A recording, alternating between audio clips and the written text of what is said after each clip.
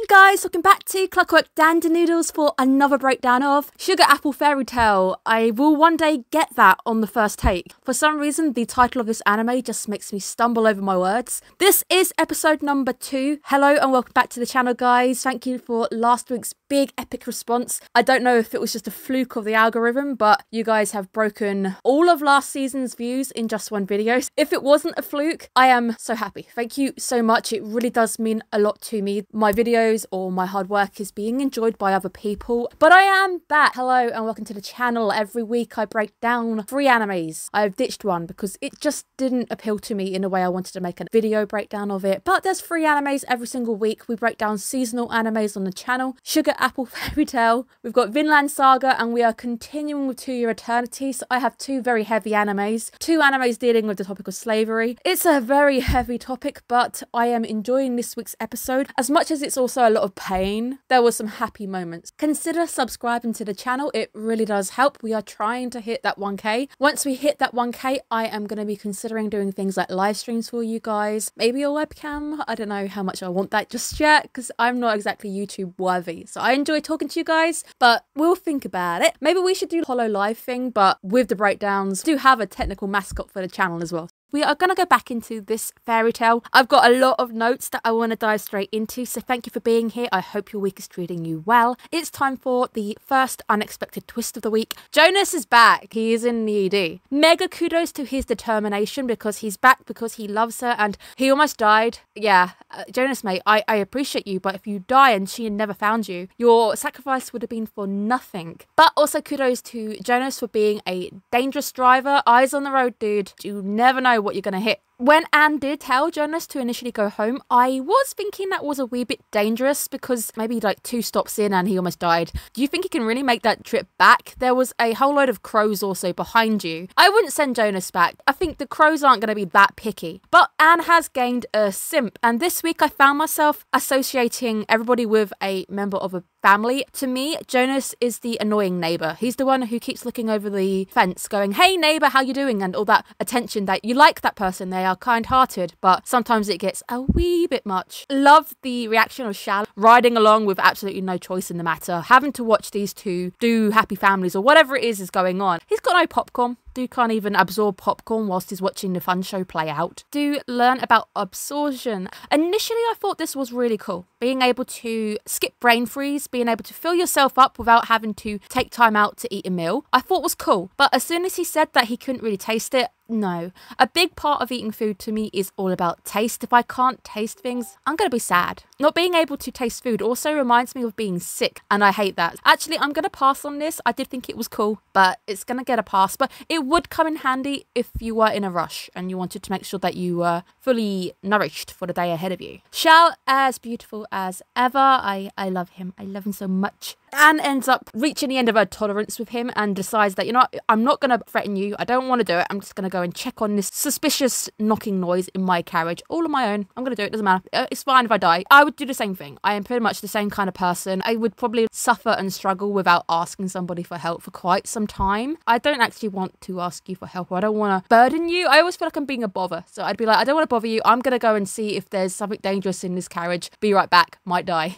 We do have Mithril come and join us, and I knew this because he was in the OP. He is the one that she saves, and the reason I think he's coming back by choice, obviously choice with a inverted comma here, is because he has nowhere to go. It's very similar to Shal when Shal says, let me go again, and you think you're being kind, but actually it's not really going to help because we are in a world where your entire kind is enslaved. So if Mithril was out and about, he's probably going to get captured again, and he could end up in a worse situation. Anna right now is the lesser of 2 evils. I could maybe take a chance and almost die again, or I could go find the nice person who helped save me. I still hate them. I still hate them with all my being, but I don't want to end up in a worse situation, so I'll choose the better of the situations. For my editing sanity, I am going to be abbreviating Mithril to Mithril because editing already takes a long time on these videos. I know it doesn't seem like there's a lot going on. You guys don't hear the amount of fluff that I cut out, sparing you the and buts. And another one is I sometimes do kinda. I hate that in my sentences. It's probably okay if I ever do a live stream. You guys will hear just how much fluff that I actually cut out from these edits. But Shal absolutely cracks me up, and this is the point when I thought he was angry grandpa, passive-aggressive uncle. Every single time he gets a chance, it's, can I kill him? Just go and kill him, it's fine. Thought the entire exchange was absolutely hilarious. It was comic. Anne is trying to be the voice of reason, and she wants to listen to Mithril, but Mithril's not taking no for an answer, so Mithril's being that little toddler who wants to, I don't know, lick a steaming hot pipe, which is going to be very dangerous. And then Anne's trying to say, no, don't do that, that's bad. But then you've got the uncle going, go ahead, do it, it's fine. That's kind of how the entire exchange came off to me, and I thought it was very pleasant. Plot twist, imagine this, Anne suddenly becomes an alcoholic whilst dealing with Mithril. Absolutely hilarious. I cracked myself up coming up with this one. But it does seem that a picture of me has made its way into this anime. This is just me on even a good day. If I get any type of sleep, I still look like this. Shal and Anne being parents, they are tired, they've had enough of their toddler, as their toddler is now napping after knocking over 5,000 different types of beads on the floor, and then you gotta pick it all up again. Even if they don't want to be there, it is coming together as a bit of a mismatched family, and I like this. Jonas there, your annoying neighbour. For some reason, I completely forgot Jonas was even there. We just had that really fun conversation, and then it went into Anne having some fun dealing with the two. I just forgot Jonas was there. Jonas telling Kathy to get lost and the bottle remaining floating. I was about to sin it. Can't sin it because apparently her ability is to turn invisible, which feels like a thing I would be able to do if I was a fairy. I just feel invisible a lot of the times. It's showing you the difference of being a master, because this is how I should be acting, to I want to treat these people fairly, but now they're being arrogant, as she puts it. Obviously, she's trying to treat them with respect. And it's really weird because Vinland Saga episode 1 was dealing with slavery. It's a topic we guess we're going to be having on the channel this season. I really hope you guys will forgive me for being as sensitive as I can, but moving past these topics quite fast. Mithril does turn out to have a use. Having a talkative fairy around allows us to get a bit of lore. We learn about how fairies are brought into existence. Shal is wished for into existence by a human child. I think the name was given last week. It might have been Elizabeth. I've completely forgotten what the name was. He came from obsidian. It's very sharp, prehistorically used as weapons. I had to make an obsidian dagger for one of my cosplays. Very beautiful. The obsidian has like different layers within it. You can cut yourself very easily, which works because he's got a very sharp tongue. He's very good with sharp things, but it also makes a very good protective substance. And it made sense that he was being wished for by a human child, and he ended up being protective of the human child. Something has clearly happened to the human child, or whether they've grown up, because he does say he's like 70. Don't want them to do the whole, oh, your mum was my first human type thing. But I did like the detail of them all taking on properties. So Mithril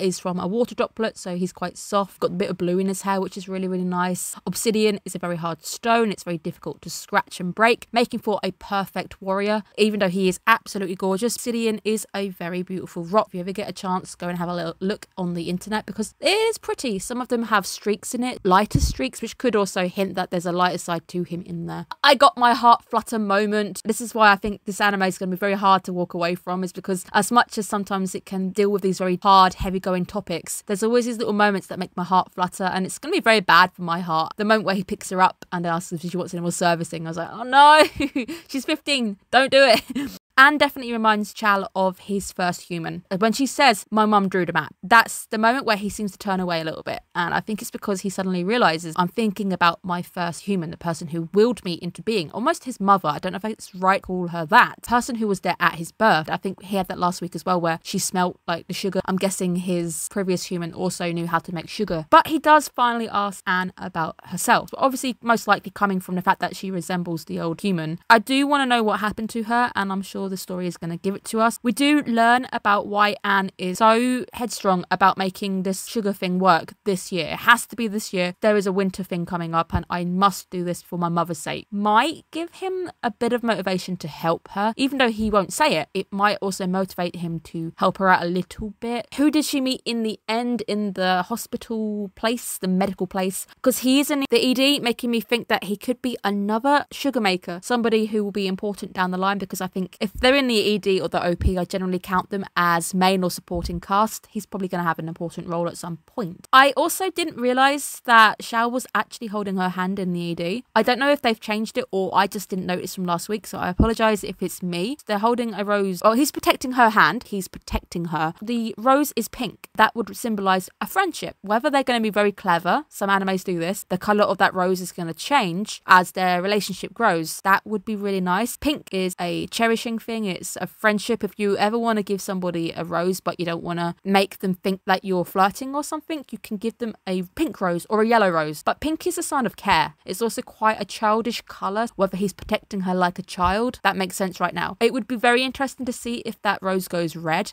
as they end up becoming more to each other. I'm not going to get my hopes up because that's something that I want to see, but not all animes know. If you guys are wondering why I do like my colours and my deeper meanings, it's because back in the day on the channel, I actually used to do this quite a bit for one of the older animes. I used to break down the colour theory, go into actual symbolisms. That's my thing. Every so often, I get a little chance to delve into symbolism and colour meaning, so I really enjoy that. But I really did enjoy this week's episode. I'm liking where the anime is going. I'm very excited to see how the journey's going to progress because I've heard good things about this. I watched I'm the Villainess, I'm going to Tame the Final Boss last season. It would seem that the author is either the same or they're very friendly with the other author because there was the crossover thing going on, and I only heard about this anime in particular because of that anime. I have really good high hopes because I really enjoyed Villainess until perhaps the last 3 episodes when I think they rushed the ending and it was a bit meh, and it did do a trope that I really hate. I just hate the whole I've forgotten everything trope. Despise that trope so bad. If this anime suddenly pulls that, I'm just going to be crying my eyes out, but I don't think it will. But I can't wait to see where we go next week. Thank you guys so much for tuning in. It really does mean a lot to me, and I really hope you are getting a little bit of enjoyment from my breakdowns, even if it is something small. I really hope you have a great week and it treats you well. Can't wait to catch up again with you guys as we find out what becomes of our adoptive family. Everyone's taken on their little role. We also gained Kathy. I forgot about Kathy. Jonas's fairy. The way that he treats her is very, very different from the way that Anne trying to be with hers, because she's trying to be more equal with them. She's trying to see them as equals. Jonas is playing that master role because we're told he comes from quite the rich families. He was probably given a fairy as a pet quite early on, and he probably has many more at home. Thank you guys so much for tuning in. Take care of yourselves.